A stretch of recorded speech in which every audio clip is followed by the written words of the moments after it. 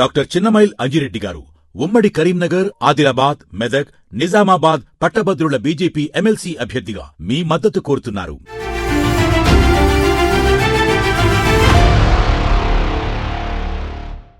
Phone tapping కేసులో కాంగ్రెస్ నాయకుడు గతంలో సిద్దిపేట నుంచి పోటీ చేసిన చక్రధర్ గౌడ్ పెట్టిన కేసులో ముగ్గురు అరెస్ట్ అయ్యారు.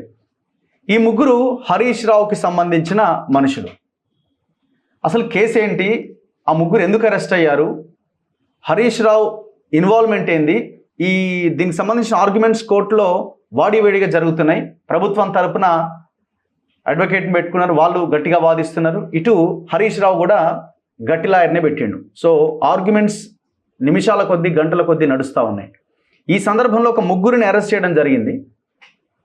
ఎవరి ముగ్గురు, హరీష్ రావుకున్న సంబంధం ఏంటి, చక్రధర్ గౌడ్కి చెందిన ఎవరెవరి ఫోన్లు ట్యాప్ చేశారన్న ఆరోపణలైనా లేకపోతే ఏమైనా వాస్తవాలు ఏమైనా బయటకు వచ్చినాయా, ఏమైనా ఎవిడెన్స్ ఇప్పుడు చక్రధర్ గౌడ్ దగ్గర ఉన్నదా, హరీష్ రావు ఏమైనా కోవర్ట్లను పంపించి చక్రధర్ గౌడ్ దగ్గర సమాచారాన్ని సేకరించే ప్రయత్నం ఏమైనా చేశాడా? ఇవన్నీ ప్రశ్నలకు సమాధానం దొరకాల్సి ఉన్నది. మాట్లాడదా నా ముందు చక్రధర్ గౌడ్ గారే ఉన్నారు. నమస్తే అన్న. నమస్తే. అసలు ఏంటి కేసు, అసలు మొత్తం సెన్సేషన్ అవుతున్నది. మేము రోజు పేపర్ చదువుతూ ఉంటే ఓ స్థిరాస్తి వ్యాపారి, రియల్ ఎస్టేట్ వ్యాపారి చక్రధర్ గౌడ్ అని వస్తూ ఉన్నది. సో నేను ప్రతిరోజు చెప్తా ఉన్నా, ఆయన రియల్ ఎస్టేట్ వ్యాపారి సరే కావచ్చేమో కానీ కాంగ్రెస్ లీడర్ ఆయన ఇంతకుముందు బీజేపీలో కూడా ఉన్నాడు అని మాట్లాడుతూ ఉండే. హరీష్కి మీకు మధ్య గొడవ ఉన్నది తెలుసు, ఆయన మీ మీద కేసులు పెట్టించిండు, మీరు ఆయన మీద ఫైట్ చేసేది ఇదంతా నడిచింది. సో మీరు కూడా అరెస్ట్ అయ్యి జైలుకి కూడా పోయారు. అసలు ఏంది ఫోన్ ట్యాపింగ్ కేసు, ఎప్పుడు మీ ఫోన్లు ట్యాప్ చేసిండు, ఇప్పుడు అరెస్ట్ అయిన వాళ్ళు ఎవరు? ఇప్పుడు ఏ పేపర్ చూసినా స్థిరాస్తి వ్యాపారి అని బాగా చేస్తారు. కాంగ్రెస్ పార్టీ లీడర్ అని వాళ్ళు కూడా డైజెస్ట్ చేసుకోలేకపోతురేమో. నిజంగా చెప్పాలంటే హరీష్ రావుకి నాకు వ్యాపార లొల్లీలు ఉంటే మీరు స్థిరాస్తి వ్యాపారి అని రాయాలి. మాకున్నది పొలిటికల్ ఫైట్ కాబట్టి నేను నా ఊరి కోసం కొట్లాడినా, రైతుల కోసం కొట్లాడినా. ఆ క్రమంలో ఇప్పుడు మీరు చూడండి, ఉమ్మడి మెదక్ జిల్లాలో ఎవరి ఫోన్ ట్యాప్ కాలేదు. ఈవెన్ చాలా మంది అంటారు, కొంతమంది అయితే వెకిల్గా నవ్వారు, నువ్వు చిన్న పిల్లగాని నీ ఫోన్ ట్యాప్ చేస్తారా అంటే నేను ప్రూవ్ చేసినా కదా ఇవాళ టుడే 2020 ఫోన్ ట్యాపింగ్ కేసులో మీ కేసే ఇప్పుడు ప్రధానంగా నడుస్తున్నది. మీరు సుమోటోగా తీసుకున్న కేసు పక్కన పెట్టండి, దాంట్లో ఎక్కడ పొలిటికల్ వాళ్ళు అరెస్ట్ కాలేదు. బట్ ఇక్కడ చూస్తే నేను పట్టువదలని విక్రమార్కుని లెక్క కష్టపడ్డా అండి. వాళ్ళ ప్రభుత్వం ఉండగా మీరు చూడండి, మల్లన్న గారు ఇంటర్వ్యూ చేసిరు. ఆ టైంలో నాకు ఆయనే పెద్దగా అండదండగా నిలబడ్డాడు. ఆగస్టులో అన్న నా పరిస్థితి ఇదంటే మీడియా పెట్టి ఆయన చూపించండు 23 అంటే అప్పటికి వాళ్ళ ప్రభుత్వం దిగిపోలే. ఫిర్బీ అన్ని పోలీస్ స్టేషన్లు పోయినా నా ఫోన్ ట్యాప్ అవుతుందంటే ఎవడు పట్టించుకోడు. అరే కళ్ళ ముందు కనిపిస్తుంది ఫోన్ ట్యాపింగ్ అనేది. సో ఇట్లా కాదు అనుకున్నా, చాలా ఫైట్ చేసిన, ఎలక్షన్స్లో నిలబడ్డా. 10 రోజుల ప్రచారంలోనే అన్న, 10 రోజుల ప్రచారంలోనే అంత నిర్బంధంలోనే 17,000 ఓట్లు తెచ్చుకున్నా అన్న, రూపాయి వంచకుండా. 17,000 వచ్చింది. 17,000 ఒక్క రూపాయి వంచకుండా తెచ్చుకుందని నేనే అన్న. అది వాళ్ళ అభిమానం. అప్పటికీ దుర్మార్గుడు చాలా కుట్రలు చేసిండు ఫోన్ ట్యాపింగ్ ద్వారా. ఎప్పుడు చూడు మా ఇంటి చుట్టూ పోలీసు వాళ్ళే అన్న. ఒక వలయంలో బయట జైలు, బయటకు వస్తే జైలే. ఒక నిర్బంధంలో బతికినాం. సో రిట్ పిటిషన్ వేశాను చాలాసార్లు పోలీసులకు. కాంగ్రెస్ వచ్చినాక కూడా పోలీసు వాళ్ళకి ఫిర్యాదు ఇస్తే వాడు తీసుకోలే, నమ్మలేదు. ఆ టాల్ పర్సనాలిటీ ఏంది, నీవేంది అంటే ఆ టాల్ పర్సనాలిటీ ఏందో నేను చూపిస్తా అని కోర్టుల మీద నమ్మకం ఉన్నది. కోర్టుకు పోయినా, రిట్ పిటిషన్ వేసిన, దెబ్బకు పోలీసు వాళ్ళు దిగొచ్చారు. ఇక వాళ్ళకి అర్థమైంది లేదో ఉంది అని కొన్ని ఆధారాలు ఇచ్చిన. ఏంది ఎవిడెన్స్ ఉన్నది ఏంది మీ దగ్గర? ఇప్పుడు యాపిల్ ఫోన్ కి మెసేజ్ వచ్చిందని పేపర్ లో వచ్చింది. నెంబర్ 1 నాకు కూడా వచ్చింది, యాపిల్ ఫోన్ వచ్చి మెసేజ్ 1-2 సార్లు నాకు కూడా వచ్చింది. చాలా మందికి వస్తుంటది. అది అందరికి రాదు, టార్గెట్ అయ్యారు కాబట్టి మీకు వస్తుంది. ఇప్పుడు జడ్జి గారు కూడా ఏమన్నారంటే, పేరు సో జడ్జి ఏమన్నారంటే, నాకు కూడా వచ్చింది but I have not taken serious అన్నాడు. ఎందుకంటే ఆయన పొలిటికల్ కాదు కూడా సీరియస్ తీసుకోలేదు. జడ్జిల ఫోన్ కూడా ట్యాప్ చేసి అన్ని అయినాయండి. ఓన్లీ జడ్జిలకి ఎందుకు వచ్చింది మరి, మిగతా వాళ్ళకి ఎందుకు రాలే? Why not Nampally court, only high court? అంటే వాళ్ళ పని కార్యక్రమాలు ఎక్కడెక్కడ ఇబ్బంది జరుగుతున్నాయో, రఘు అంటే పొద్దున్న లేస్తే ప్రజా సమస్యలు ఏం చేస్తాడు, ఎల్లిరికి ఇద్దామని they have their intention. So ఆ మెయిల్ వచ్చేయడం అనేది ఒక్క పాయింట్ అయితే, నా చుట్టూ జరుగుతున్న వ్యవహారాలు నేను ఎవరితో మాట్లాడితే ఇమీడియట్గా వాళ్ళకి ఫోన్స్ పోయి బెదిరిస్తున్నారు. ఓహో ఇమీడియట్ గా. ఎగ్జాక్ట్లీ అండి. మా ఊర్లో ఒక జర్నలిస్ట్ ఉన్నాడు పాపం, చెప్పొద్దు, నా శ్రేయోభిలాషి. నాతో కారులో ఫోన్ చేసి అన్న ఇక్కడికి రా కొన్ని విషయాలు చెప్పాలన్నాడు. మాట్లాడి ఇట్లా 1 minute గా ఆయనకు ఫోన్ వచ్చింది. మీరిద్దరు మాట్లాడుకున్నాం? మేము ఇద్దరం మాట్లాడుకున్నాం, ఫోన్లో మాట్లాడుకున్నాం, కలిసినాం. అటు వెళ్ళగానే నువ్వు వాడితో ఏం మాట్లాడినావు, వాడితో ఏం పని, ఇంకొకసారి వాడికి హెల్ప్ చేస్తే అని. ఫేస్బుక్లో ఒక అమ్మాయి లైక్ కొడితే ఆ అమ్మాయికి వార్నింగ్స్, అంటే ఎంత నిర్బంధం. అయితే ఇక్కడ హరీష్కి రాష్ట్ర ప్రభుత్వానికి ఇబ్బంది పెట్టేటోళ్ళని బీఆర్ఎస్ ఇబ్బంది పెట్టేటోళ్ళు టార్గెట్. బట్ సొంత కుంపట్లోనే ఒకడు మొగుడై కూర్చున్నాడు. వీడు చిన్న పిల్లగాడు, అండదండ లేదు, వీడిని ఒత్తి పారేద్దాం, అడిగేటోడు ఇవ్వలేడు అని తానే స్వయంగా దిగిండు. స్వయంగా? Yes exactly. నేను ఆల్రెడీ పోలీస్ వాళ్ళకి ఇచ్చాను. నా స్నేహితుడు, పేర్లొద్దు, నా స్నేహితునికి 5 సార్లు కాల్ చేసిండు హరీష్ రావు. మీ ఫ్రెండ్కి 9866199999 ఈ నంబర్ నుంచి స్క్రీన్ షాట్స్ పోలీస్ వాళ్ళకి ఇచ్చాను. అతను ఇట్లే 1 to 1 కూర్చోబెట్టుకొని చెప్పురా 10 లక్షలు ఇస్తా, డబుల్ బెడ్రూమ్ ఇల్లు ఇస్తా, అవుట్ సోర్సింగ్ జాబ్ ఇస్తా, నీ లైఫ్ సెటిల్ అయిపోతుంది. వాడు నియతగల్లోడు కాబట్టి నాకు వచ్చి చెప్పిండు. మళ్ళా ఏమని? ఆయనతో నువ్వు ప్రాబ్లంలో ఉన్నావు, నీతో ఉండమంటుండు, నీ మూమెంట్స్ చెప్పమంటుండు, నువ్వు అతి తొందరలో జైలుకు పోతావు అన్నాడు. వాడు చెప్పిన వారం రోజులు జైలుకు పోయినాడు. అయితే ఈ వంశీ అనే క్యారెక్టర్ ఏదైతుందో వీడిని ముందే పంపించారు నా దగ్గరికి, ఒక వాలంటీర్గా పంపించి వాడిని తనకు అనుకూలంగా మార్చుకొని నన్ను జైలుకు పంపిన తర్వాత వాడిని తన పేషీలో పెట్టుకున్నాడు. సో ఒక కోవర్ట్ ఆపరేషన్. వంశీ నా జూనియర్ స్కూల్ అరెస్ట్ అయినది ఆ ముగ్గురులో వంశీ ఒకడు A3. ఓకే. ఇతను నాకు మ్యారేజ్ నా జూనియర్ స్కూల్లో ఆఫ్టర్ నా స్కూలింగ్ అయిపోయి 2003లో అయిపోయింది. ఆఫ్టర్ 20 years వచ్చిండు, 2023లో వచ్చిండు. ఎక్కడ కలిసిండు మీకు? నా చెల్లె పెళ్లిలో కలిసిండు. కలిసి అన్న నన్ను గుర్తుపట్టినావా, నేను సో మీ జూనియర్ అంట. చెప్పి ఏంటిదంటే ఉద్యోగం లేదు, లవ్ మ్యారేజ్ చేసుకున్నా, కూతురు పుట్టింది, కొద్దిగా నువ్వు నీతో తిప్పుకుంటే చాలన్నా, ఖర్చులకు ఇస్తే చాలన్నాడు.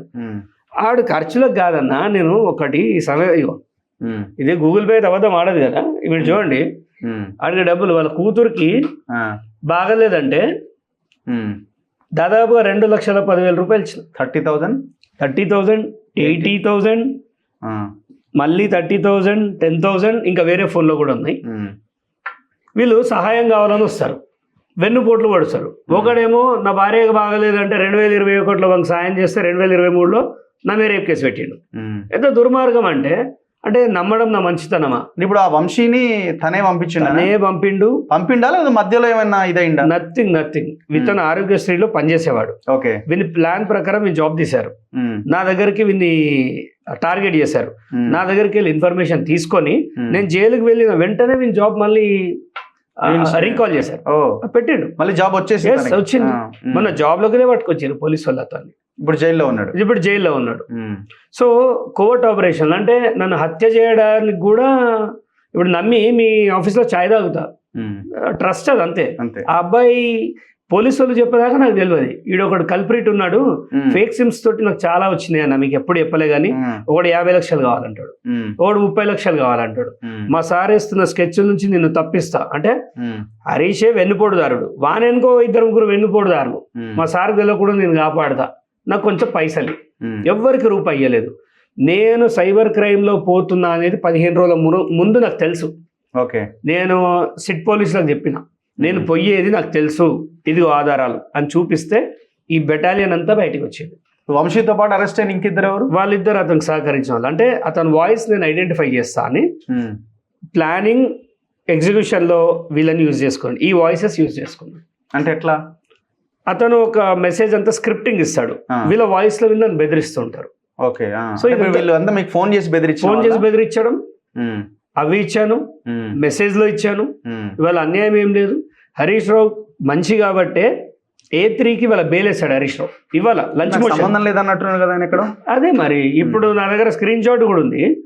ఇప్పుడు వాళ్ళ అడ్వకేట్ తోటి వాళ్ళ లంచ్ మోషన్ చేశాడు. లంచ్ మోషన్ ఎందుకు, దేనికోసం లంచ్ మోషన్? వాడంతా విఐపియా అంటే వాడి దగ్గర ఏదో విషయం ఉంది, వాడికి బెయిల్ రాకపోతే నువ్వు జైలుకి పోతావు. సో చాలా మంది అంటారు హరీష్ రావుకి ఏం పని అని. Harish Rao is insecured person. ఇప్పటి వరకు సిద్దిపేటలో ఎవడు మాట్లాడినా అణిచివేతకు గురయ్యారండి, ఆర్థికంగా చాలా నష్టపోయారు. ఒకే ఒక్కడు చక్రధర్ అనేటోడు వచ్చేదాకా హరీష్ రావు స్వాతిముత్యం. ఎవ్వడు ఆయన టార్గెట్ చేయలేదు. మీరు చూడండి, రాష్ట్ర ప్రభుత్వం కూడా కేటీఆర్ ఎంట పడ్డది.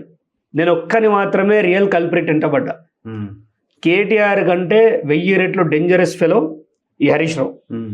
అసలు ఫోన్ ట్యాపింగ్లో కేసీఆర్ కంటే కేటీఆర్ కంటే అతి ముఖ్యంగా దాన్ని ఎక్కువ వాడుకున్న వ్యక్తే. అంటే ఎట్లా ఇప్పుడు ప్రణీత్ రావు ఈ బ్యాచ్ అంతా కేసీఆర్, ప్రభాకర్ రావు, రాధాకిషన్ రావు అండ్ కేటీఆర్ వీళ్ళ ఆధ్వర్యంలో నడిచిన బ్యాచ్ కదా. అవును. హరీష్ ఎట్లా ఎవరి చేత ట్యాప్ చేయించిండు? వీళ్ళంతా షేరింగ్ అండి, అట్లా ఏం లేదు. ఎవరికి అవసరం ఉంటే వాళ్ళు. కానీ హరీష్ కి రాధాకిషన్ కి చాలా స్నేహం ఉంటుంది. రాధాకిషన్ నేను కింద కూర్చుంటే ఎగ్జిక్యూట్ చేసిందంతా రాధాకిషనే. నన్ను కింద కూర్చోబెట్టి చంపేస్తా అని చెప్పి ఇట్లా ఫోన్ పెట్టి చూపిస్తుండు హరీష్ రావుకి. నేను సమయము టైము అన్ని పోలీస్ వాళ్ళకి ఇచ్చాను. నా దగ్గర అప్పుడు కలెక్ట్ చేశాను. అంత ప్రాబ్లంలో ఉండి కూడా ఏదో ఒక రోజు ఇలాంటి రోజు వస్తుందని నేను ముందు గ్రహించాను. ఎవిడెన్సెస్ అన్ని బలంగా ఉన్నాయి. పోలీసులు గల్లా ఎగరేసుకొని హైకోర్టులో హ్యాపీగా ఎవిడెన్సెస్ ఇస్తున్నారు. ఎందుకంటే ఎక్కడ కూడా వాళ్ళకి పొరపాటు లేదు. ఇప్పుడు హరీష్ రావు గుంజి లోపలేసి అడిగేటోడు కూడా బట్ అలా చేయట్లేదు. కాన్స్టిట్యూషనల్గా పోతున్నారు. అతని హక్కులకు భంగం కలగకుండా ప్రజల్లో ఆయన చేసిన తప్పులేదో చూపిస్తున్నారు. ఇంకా కూడా మా అన్న అది చేయలేదు ఇది చేయలేదంటే నా మీద వరుస పెట్టి కేసులు ఎలా అవుతాయి? ఓకే, అవుతాయి.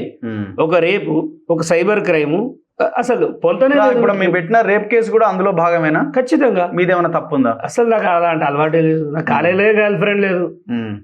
ఎవరిని అడిగినా చెప్తాడు. ఒక్కటి ఆలోచించండి, ఇలాంటి వ్యసనాలే ఉంటే ఇండియా ఎందుకండి 3 గంటల్లో దుబాయ్లో తిరగచ్చు. రైతుల జోలికి ఓడు పేకాట ఆడేటోడు, విచ్చలవిడి మందు తాగి జల్సాలు చేసేటోడు ఎవడు, రైతు గురించి మాట్లాడినోడు ఎవరు చెప్పండి. అంటే ఇది టోటల్ ముందే స్కెచ్. అబ్సల్యూట్లీ. ఈ రేప్ కేసుకి సంబంధించిన అగర ఎవిడెన్సెస్ ఉన్నాయి. ఇంకా కొంత కలెక్ట్ అయిన తర్వాత ఒక 15 రోజుల ముందే ఇదంతా జరిగింది sketch with videos, audio calls ఇస్తా మీకు. ఎస్, ఆ పనులనే ఉన్నా నేను.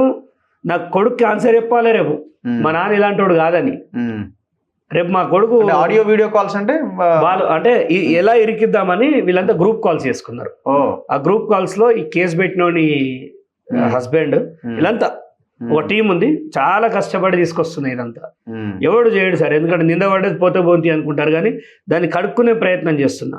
హరీష్ రావు అనేటోని ఫోన్ ట్యాపింగ్ లో ఇవాళ ఆధారాలతో ఇచ్చిన ఇది రాష్ట్ర ప్రభుత్వం ఉపయోగించుకోవాలి. వాడిని వదిలేయద్దు. వదిలేస్తే అసలు నాకు అర్థం కదా ఇప్పటి వరకు అన్న నన్ను పిలిచి పలకరించిన వాళ్ళు. కేసు పెట్టినావు, నీ ఫోన్ కదా ట్యాప్ చేసింది నాదా, అధికారం వచ్చింది అని మర్చిపోదామన్నట్టు ఉన్నారు వాళ్ళు. అన్న వదిలిపెడితే చాలా డేంజరస్ అండి. రేపు ఖచ్చితంగా భంగపాటు తప్పదు. ప్రభుత్వం ఇలాంటి దొరికినప్పుడు చాలా జాగ్రత్త పడాలి. అరే అంత ఎవిడెన్సెస్ ఇస్తుంటే ఒక నాయకుడు విలువడు ఏంది అని అడగరు. పేపర్లో ఏమో స్థిరాస్తి వ్యాపారం రాస్తారు. అంత నెగ్లిజెన్సీ ఎందుకు? కేటీఆర్ మీద చూపించిన శ్రద్ధ 10%, హరీష్ రావు మీద చూపించండి. రేపో మాపో బీజేపీలోకి పోతాడు. ఈ కేసు టైట్ అవుతుందని నాకు అర్థమైంది. ఆయన దగ్గర ఉన్న వాళ్ళు కూడా నా మనసులే. ఆయన ఏ ఫోన్ కాల్ మాట్లాడతాడో నాకు తెలుసు, ఎంత రొమాంటిక్ ఫోన్ కాల్స్ మాట్లాడతాడో నాకు తెలుసు. ఎందుకు అవన్నీ నేనని పోను. కానీ బీజేపీలకి కల్వకుంట కుటుంబం కాస్త వసుదైక కుటుంబం కాబోతుంది త్వరలో. బీఆర్ఎస్ నుంచి బీజేపీలకు ఫస్ట్ హరీష్ రావే పోతాడు. ఈ మాట ఆన్ రికార్డ్ చెప్తున్నా. ఆయన పోతాడు, అది ఫోన్ ట్యాపింగ్ కోసమే పోతాడు. ఈ ఉచ్చు బిగుస్తుంది. ఇప్పుడు హరీష్కి ఏముంది ఇందులో సంబంధం ఏంటి? సరే ఆ వంశీయో ఇంకెవరో ఇద్దరు అనుకుందాం. హరీష్ ఎట్లా దొరుకుతాడు ఇందులో? అవకాశం ఏముంది? ఎవిడెన్స్ ఉండాలి కదా. ఉంటది. రాధాకిషన్ రావు ఉన్నాడు కదా. ఇప్పుడు రాధాకిషన్ రావు ఆయన తలకాయ ఎందుకు వేసుకుంటాడు ఊరి? రాధాకిషన్ రావుని పుషప్ చేసిందో ఎవరు? రాధాకిషన్ రావు టీం ఎంత దగ్గరగా యాక్సెస్ చేసిందో ఎవరికి తెలియదు. అనుభవించిందో నాకు తెలుసు. ఇవాళ గవర్నమెంట్ పోయిందండి. ఇంకా హరీష్ వెంటనే ఎందుకు పడాలి మీరు చెప్పండి? ఒక్క లాజిక్ చెప్పండి. ప్రభుత్వంలో 2 కాంట్రాక్ట్లు పట్టుకొని ఎవరినో జోక్కుంటూ హ్యాపీగా సంపాదించుకోరాదా? ఇంకా హరీష్ వెంట ఎందుకు పడుతున్నా అంటే ఆయన నన్ను పెట్టిన చిత్రవాద అట్లా ఇట్లా కాదు. ఒక మనిషిని బతికుండంగా కొన్ని వేల సార్లు చంపేశాడు. సో అది అంత ఈజీగా మర్చిపోను. సరే ప్రభుత్వం మర్చిపోయి రేపు ఈ కేసు నీరుగారుతుందని కూడా సిబిఐకి ఇస్తాను నేను. అబ్సల్యూట్లీ అల్ల తగ్గేదేమి ఉండదు. ఖచ్చితంగా హరీష్ రావు అనేటోడు జైలుకి పోవాలి. నేను వన్న చోట వాడు వండాలి. నన్ను జైలుకి పంపిండు, నేను జైలుకి పంపుతా. ఈ రాష్ట్ర ప్రభుత్వంతో కాకపోతే నాతో అవుతుంది. ఇంత దూరం ఏమన్నా రాష్ట్ర ప్రభుత్వం సపోర్ట్ మోరల్ గా హరీష్ రావు చెప్పిండని ట్యాపింగ్ రాధాకిషన్ రావు, ప్రభాకర్ రావు, ప్రణీత్ రావు చేసి ఉండొచ్చేమో. కానీ హరీషే చెప్పిండు అని వాళ్ళు మాట వరుసగా చెప్తే దాన్ని ఎట్లా కోర్టులో నమ్ముతాయి, ప్రూవ్ చేయగలుగుతాయి? ప్రూవ్ అవుతాయండి. ఎట్లా? ఇప్పుడు ఒకటి స్కెచ్ చేసి మర్డర్ చేపిస్తాడు, మర్డర్ తోటి కత్తిలో స్పాట్ లో దొరుకుతాడు. కింగ్ పిన్ అయితే ఎవరు చెప్పాలి? చంపినోడు చెప్పాలి కదా ఖచ్చితంగా. దాన్ని నువ్వు కన్సిడర్ చేయాలంటే వీడి మెడకు పెడతాడు వచ్చు. అసలు అంత సీరియస్ ఏముంది మీ దగ్గర? అంటే చక్రధర్ గౌడ్ని ఫోన్లో ఏం మాట్లాడుతున్నాడు, ఏం చేస్తాడు, అంత ఏం చేసిరు మీరు? మీరు ఆయన ఎమ్మెల్యే గిరి పోయేలాగా అంత పెద్ద ఫైట్ పోయేదే అన్న, పోయేదే. అంత పెద్ద ఫైట్, అంత పెద్ద ఫైట్.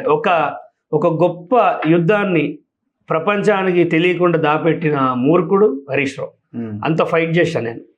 మీడియా ఏ ఛానల్, శాటిలైట్, ఇప్పుడు మన ఛానల్స్ కొన్ని తప్ప శాటిలైట్ ఛానల్లో నా మీద కేసులు అయినప్పుడే వచ్చినాయి తప్ప ఏ రోజు నా బొమ్మ వేసింది లేదు.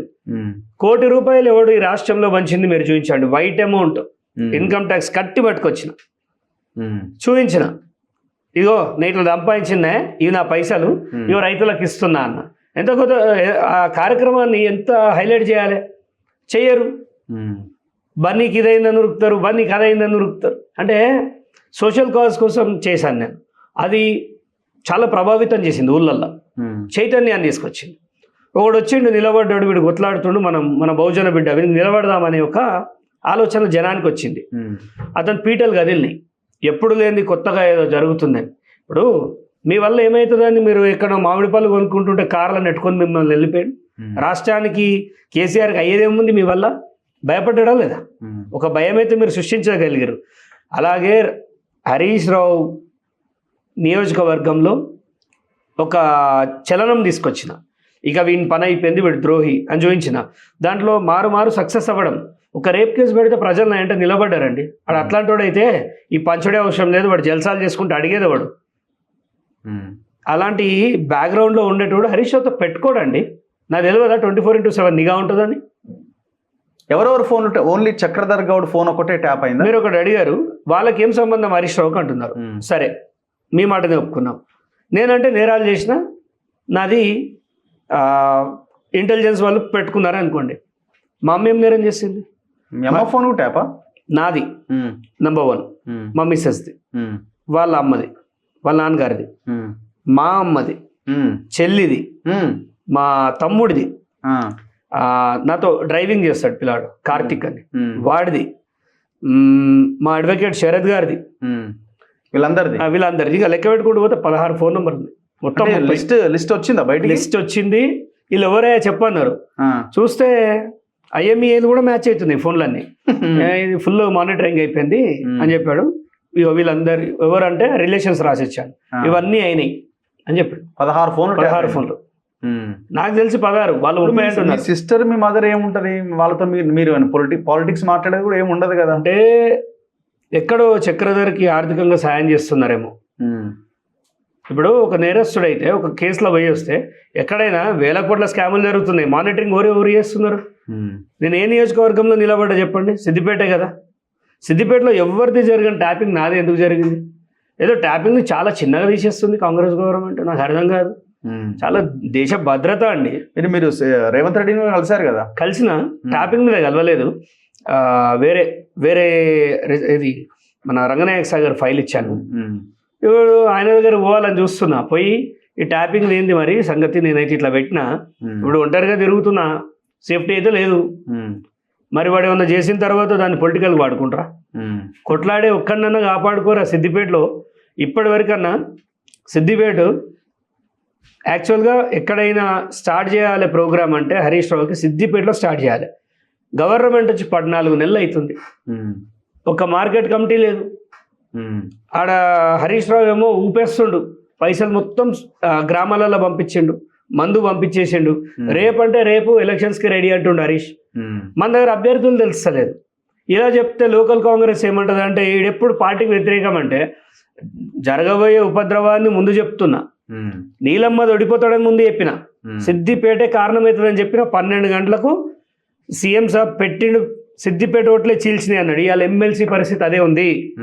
మహా అంటే 5,000 ఓట్లు వస్తే చాలా గ్రేట్. నా దగ్గర ఒక టీం ఉందన్న, ఒక 50 మంది ఉంటారు. ఎక్కడ ఏ ఎమ్మెల్సీ? ఇప్పుడు మన నరేందర్ రెడ్డి. కష్టమేనా అది? కష్టం అంటే అన్న ఇప్పటికీ ఛాన్సెస్ ఉన్నాయి, మన నెగ్లిజెన్సీ. ఓకే, గ్రామ స్థాయిలో వెళ్ళట్లేదు. ఎవరి ఇంట్లో వాడు ఎండ కొడుతుందని కూలర్లు వేసుకొని పన్నారు. ఆడ చూస్తే హరీష్ రావు ఒక క్యాండిడేట్ని గెలిపించడానికి విచ్చలవిడిగా కష్టపడుతుండు. అరే శత్రువుని చూస్తే ఇంప్రెస్ అనిపిస్తుంది. ఆడ శత్రువు అయినా అని పంతనం చూస్తే మనమంతా ఇంట్లో వండబడితే ఖచ్చితంగా వాళ్ళు గెలిచే పరిస్థితి ఉందని అధిష్టానాన్ని కూడా చెప్పిన. ఇంకా 10 రోజులు టైం ఉంది. 5,000 నేను చెప్తున్నాను, 5,000 ఓట్లు వస్తే సిద్దిపేటలో గ్రేట్. ఇలా చెప్తే పార్టీ లైన్ అంటే పార్టీ లైన్ ఏంది, మనం నాశనమే అయిపోతున్నాం. అంటే ఇప్పుడు రెడ్డి బీసీ ఈ వాదాలన్నిటికీ మన ప్రభుత్వం అయితే ఉండాలి కదా. ఫస్ట్ మన ప్రభుత్వం ఉంటే ఇవన్నీ కొట్టుకొస్తాం. బీఆర్ఎస్ వేసే ఒక ఎత్తుగడలో మన వాళ్ళు అమాయకులు అవుతారు. కార్యకర్తల లోపల కాన్ఫిడెన్స్ పోతుందన్న. ఇప్పుడు నేను కొట్లాడుతుంటే మా మిస్సెస్ ఏమంటుంది, ఈ పిచ్చేంది అన్నీ ఏం కొట్లాట, వాడు ఏదో అంటున్నాడు హరీష్ గాడు, మనల్ని ఇబ్బంది పెట్టిండు, వదిలే ఇవన్నీ వదిలే, మన లైఫ్ మనం గడిపేద్దాం, ఆ కేసు వెనకకు తీసుకో, పీకే వాడు అంటే ఆమె మర్చిపోయినావు, నేను మర్చిపోలేదు. ప్రజలు నమ్మకం పెట్టుకున్నారు వీన్ని తొక్కేది చక్రధరే అని. అందరికీ ఒకటే మాట చెప్తున్నాను, Harish Rao is the most dangerous person. Eatala రాజేందర్తో కలిసి ఇప్పుడు వీళ్ళు చేయబోయే ఒక భారీ కుట్ర ప్రభుత్వం గమనించాలి. మాలాంటి వాళ్ళని వాడుకోవాలన్నా వాడుకోవడం పక్కకు పెట్టేసి మూలకి నెట్టేసి కొత్తగా వచ్చిండు అని నా మీద టైటిల్ వేసేస్తారు. గవర్నమెంట్ వచ్చినప్పుడు వచ్చిన నేను 3 కేసులు పెట్టిన ఆయన మీద. మినిమం ఆలోచించాలి, మాలాంటి వాళ్ళని వాడుకోండి అంటే ప్రభుత్వం మరి ఏం చేస్తుంది అనేది అర్థమవుతలేదు. దీంట్లో అయితే మాకు సెక్యూరిటీ లేదు ఫస్ట్ ఆఫ్ ఆల్. సో దాని ఫర్దర్గా ఇప్పుడు ఏం చేయబోతున్నారు? కోర్టు తర్వాత కోర్టులో ఉన్న అంశం కాబట్టి కోర్టు డెసిషన్ తీసుకోవాల్సిందే కదా. కోర్టు డెసిషన్ తీసుకోవాలన్నా అన్నది బయట పోలీసులు ఏం చేస్తారన్నది. నేను ఇచ్చిన ఆల్రెడీ క్వాష్ చేసినట్టున్నాడు కదా. క్వాష్ చేసిండు. ఇప్పుడు నేను ఎదుర్కొన్న ఇప్పటికి 2-3 టైమ్స్ అరెస్ట్ చేయొద్దు అని వచ్చింది. అంటే ఆర్గ్యుమెంట్స్ చాలా ఎక్కువ వెళ్ళిపోతున్నాయి. ఇప్పుడు మొన్న అయితే గంట సేపు వాళ్ళ అడ్వకేట్ వాదించాడు, మా అడ్వకేట్ గంట సేపు వాదించాడు. అయినా కానీ టైం సరిపోలేదు. మళ్ళీ 19వ తారీఖు వేశారు. బట్ ఆయన వ్యవస్థలో కొన్ని లూపోల్స్ వాడి తప్పించుకోవాలని చూసినా, ఎక్కడైనా ఈ కేసు నీరుగారిపోతుందని అనిపించినా, నేను చెప్తున్నా కదా అన్న, సిబిఐకి రాసైనా నేను ఎదుర్కొంటా. ఎందుకంటే మొదలు పెట్టినాం వాళ్ళు. ఇంకొకటి, మనము ప్రతిసారి కేసీఆర్ని తిట్టాల్సిన అవసరమే లేదు. మనమే గుర్తు చేస్తున్నాం. ప్రజలు మర్చిపోయి హ్యాపీగా ఉందామనుకుంటే ఆ కాలరాత్రిని ప్రతిరోజు మన నాయకులు తిట్టే వరకు ఏమైపోతుందంటే ఆ సాఫ్ట్ కార్నర్ అయిపోతుంది ఆయనకి. అసలు జనం బీఆర్ఎస్ని మర్చిపోవాలనుకుంటున్నప్పుడు మనం ప్రభుత్వంలో ఉన్నామా ప్రతిపక్షంలో ఉన్నామా? అప్పుడు తిడితిమి, ఇప్పుడు తిడితిమి. అడు ఫామ్ హౌస్లో తాగేటోనికి హ్యాపీగా మనం ఎలివేషన్ ఇస్తున్నాం ఇవాళ. దీంతో ప్రజలు ఏంటి ఊకే నేను తిడుతున్నాడు అనే కాడికి వస్తుంది. ఇవన్నీ చిన్న చిన్న మార్పులు చేసుకోవాలి. గ్రామ స్థాయి నుంచి వెళ్ళే వాళ్ళని, మాలాంటి వాళ్ళని ఎంకరేజ్ చేయాలి. కొత్త పాత అనుకుంటూ పోతే అన్న ప్రభుత్వం బాగా భంగపాటు తప్పదు. ఇప్పుడు మైనంపల్లి మీ మెదకే కదా. మెదక్ అంటే ఆయన ఇదంతా చూస్తున్నట్టుంది కదా. సిద్దిపేటకు కూడా వస్తుంటారు కదా. వాళ్ళిద్దరి మధ్య రైవల్ ఉంది కదా. అవును, ఎవరికి? హరీష్ వర్సెస్ మైనంపల్లి కనిపిస్తూ ఉన్నారు. సో మరి మీలాంటి వాళ్ళకు వాళ్ళ సపోర్ట్ ఏం లేదా? ఇప్పుడు నేను కంటెస్టెడ్ ఎమ్మెల్యే అన్న. నేను ఫస్ట్ ఆఫ్ ఆల్ ఏంటంటే ఎవరు చేయి కిందికి పోను. ఎందుకంటే నా వర్గం ఏమంటుంది అంటే, మా అన్న ఒకళ్ళు చేయి కింద తిరుగుతుండంటారు. వాళ్ళకి నేను అన్నని ఈ అన్న ఇంకో అన్నం పడి తిరిగితే వాళ్ళు అట్టుకోలేరు. అందుకే మనకు ఉన్న స్థాయిలో మనం ఇప్పుడు కాకపోతే 10 ఏళ్ళకి ఎదుగుదాం. మైనంపల్లి గారి స్టైల్ ఒకటి ఉంటుంది, ఆయన కొట్లాడే స్టైల్ రాష్ట్ర స్థాయిలో ఉంటుంది. నేను చిన్నపిల్ల కానీ నా స్టైల్లో నేను కొట్లాడుతున్నా. నాకు చేతనైన కాడికి ట్యాపింగ్ కేసు పెట్టి ఇచ్చిన. నాది ఏంటంటే చాప కింద పెట్రోల్ లాగబోతుంది. ఆయన సిగరెట్ తాగేసుకుని ఆయనే వెళ్ళిపోతాడు. నా స్టైల్ ఆఫ్ యాక్షన్ వేరే ఉంటుంది. మీరు చూడండి అన్న, 14 monthsలో ఈ 13 monthsలో 3 కేసులు పెట్టినా. ఇంకొకటి ఇర్కోడ్ అని ఒక ప్రాంతం మైనింగ్ అన్న 400 కోట్ల స్కామ్ జరిగింది. మా ఇంట్లో కూడా ఇట్లాంటి ఒక టీవీ ఉంటుంది పెద్దది. దాంట్లో పిన్ టు పిన్ చూపిస్తే మా పార్టీ నుంచి ఒకడు ఫోన్ చేసి అది మనదే, దాన్ని ఏమనకంటాడట. మరి నేనెందుకు? ఓకే, ఆ మైనింగ్లో కప్పి పెడతారు నన్ను. నాకు తెలియదా నా డెత్ డేట్ ఏందో? నేను ప్రతిరోజు లాస్ట్ అనుకునే వస్తున్నా. మరి ఇప్పుడు ఫర్దర్గా ఇంకా హరీష్ మిమ్మల్ని ఏం చేయడని మీరు అనుకుంటున్నారా? ఎందుకు చేయడు? ఆయన పార్టీ వస్తే ఫస్ట్ నన్నే బలిస్తాడు వాడు, అది నాకు తెలుసు. కానీ ఆ సావులో కూడా సంతోషం ఉంటుంది అన్న. ఎందుకంటే నేను నా ధైర్యంతో కొట్లాడుతున్నా, ఎవరు లేరు. అప్పటిలాగానే ఇప్పటికి మొండిగా ఉన్నా. అని స్కాములన్నీ తీయాలి. అసలు నేను రేవంత్ రెడ్డి గారిని చూసి ఏమనుకున్నా, ఈయన వస్తే ఈ కేసీఆర్ గారికి హరీష్ గారికి పగిలిపోతుంది అనుకున్నా. కానీ ఆ స్పీడ్ ఎక్కడో ఇప్పుడు మీనమేషాలు లెక్క పెడుతున్నారా? అసలు అదే స్పీడ్ ఉంటే ఆయన చూసి వచ్చినా నేను ఈ పార్టీలకి. ఓకే, ఆయన కనుక మాతో ఉంటే మాకు ఇప్పటికన్నా సిద్దిపేటని గాలికి వదిలిపెట్టారు కదా, అక్కడ చాలా కష్టం అంటారు కదా వాళ్ళు. నాకు ఒకసారి అప్పచెప్పండి సిద్దిపేటని, ఒకసారి అప్పచెప్పండి. హరీష్ రావు పేరే ఉండదు ఆ ఊర్లో. నాకు అప్పచెప్పండి అంటున్నా. ఒక్కసారి ఇవ్వండి నాకు ఒక ఛాన్స్. 3 నియోజకవర్గాలు గెలిపిస్తారు, జడ్పీటీసీలు ఎంపీటీసీలు మొత్తం స్వీప్ చేసుకొస్తా. నా సత్తా ఏందో చూపిస్తా. నేను నోటితోటి కాదన్నా, పేపర్తో వర్క్ చేస్తా, గ్రౌండ్లో పనిచేస్తా. ఇప్పటికీ మన కెమెరామెన్ తీసుకొని మీకున్న అసోసియేట్స్ని చక్రధర్ గ్రౌండ్ ఎలా ఉంటుందని అడగండి. ప్రతి ఇంట్లో నా పేరు ఉంటుంది. నేను అంత కష్టపడి పనిచేసిన. హరీష్ మీద ఎదుర్కోవడం అంటే ఒక చాలా డేంజరస్ ఫెలో అన్న, అంత ఈజీ కాదు. Not like KCR and KTR. KCR ఏంటంటే కేటీఆర్ ఏంటంటే ఫన్ అండ్ ఫర్గెట్, వాడినామా పారేసామా ఎవడైతే సపకూరు అని అంటాడు. ఇది అట్లా కాదు, తలముండం వేరేందా చెక్ చేయరనే రకం. ఫిర్బీ మా ఫ్యామిలీ కూడా చాలా స్ట్రెస్లో ఉంది. ఇప్పటికి కూడా కొంతమంది అనుమానితులు మా ఇంటి చుట్టూ తిరుగుతూ ఉన్నారు ఇంకా కూడా. సో నాకు రీసెంట్గా ఒకటి నా మనిషి గురించి ఫాలో అప్ చేసినట్టు తెలిసింది. సో అంటే వీఆర్ ఇంటూ 100% థ్రెట్. ఓకే, మాకేమైనా జరిగితే మాత్రం అది హరీష్ రావే అవుతుంది. ఆయన అట్లా చేస్తే మేము కూడా ఆయన వదలంలేండి, కానీ టిట్ ఫర్ టాట్ ఇస్తాం. బట్ గవర్నమెంట్ నుంచి ఒకటే అప్పీల్ ఏంటంటే, సిద్దిపేటలో మనం చాలా డౌన్ ఉన్నాం. సిద్దిపేట ఈజ్ నాట్ పాకిస్తాన్, అది కూడా ఒక అంతర్భాగమే, అది ముఖ్యం. అలాంటి ప్లేస్లో నాలాంటి వాడిని కరెక్ట్గా రేవంత్ రెడ్డి గారు కనుక దించితే ఆయన హ్యాపీగా ఇంట్లో కాఫీ తాగొచ్చు, మిగతా పనంతా నేను చూసుకుంటా అని చెప్పడానికి. చూద్దాం ఏం జరుగుద్ది, ఈ కేసు ఏమవుతుంది, మీ సిద్దిపేట ఏమవుతుంది, థ్యాంక్ యూ. నాయకుడు ఏమైనా మారే అవకాశం ఉందా అని. థ్యాంక్ యూ అండి, థ్యాంక్ యూ వెరీ మచ్. ఇది చక్రధర్ గౌడ్ గారితో స్పెషల్ ఇంటర్వ్యూ. చూస్తూనే ఉండండి మన తొలివేలు.